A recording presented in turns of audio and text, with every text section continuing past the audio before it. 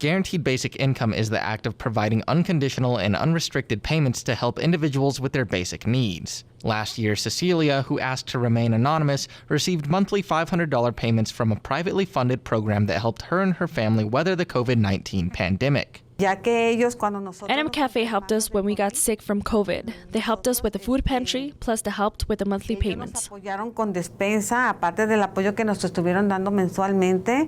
The privately funded Guaranteed Basic Income project allocated 330 families $500 per month and ended in January. Vanessa Porter, community organizer at NM Cafe, said that data was not available yet for the privately funded program, but she said anecdotal evidence showed that the program was a success. Programs like the safety nets that we have, like food stamps and TANF, they're always great, but are they really the amount that we need? But cash is different. Inflation is real. And sometimes we work our butts off and we can't make that ends meet. According to the Stanford University Basic Income Lab, the largest share of GBI expenditures among nationwide programs went to retail sales and services at 40%, followed by food and groceries at 28%. According to an analysis by the university, quote, evidence consistently demonstrates that unconditional cash in low and middle income countries leads to a measurable decrease in poverty. For the first time, the City of Las Cruces will be funding a Guaranteed Basic Income program, providing cash assistance to citizens who qualify. The cash payments could begin as soon as December, according to FYI+.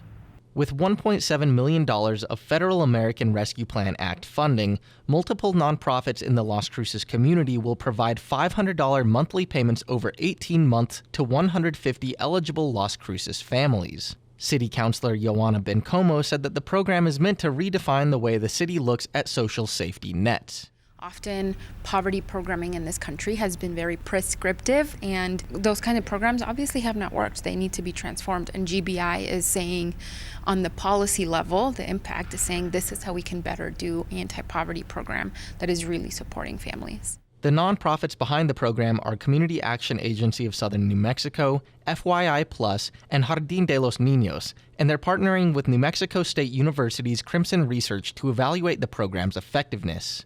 Bencomo said she hopes the pilot program is just the beginning. It's really informing how we can build policy around how we seriously tackle issues of poverty, because I think for a long time government has said that's not our responsibility, that is a nonprofit responsibility, that is personal responsibility, but I fully push back and disagree, and I think government should be taking a much more serious role in addressing poverty in our community, and I think GBI is going to show us the way.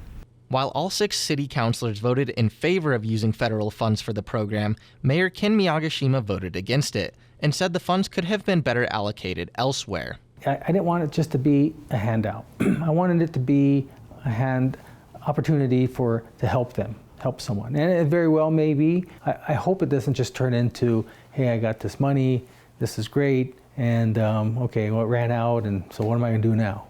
Miyagishima said the program is unsustainable from a funding perspective as federal ARPA funds will eventually run out. We don't have the money. I think what happens is some people need to have an understanding of what it takes to run a government. How much money does the government actually bring in, and how much do they actually spend? I just don't get it that some of my colleagues really need to learn a lesson in finance and economics here, because they have no idea where money comes from.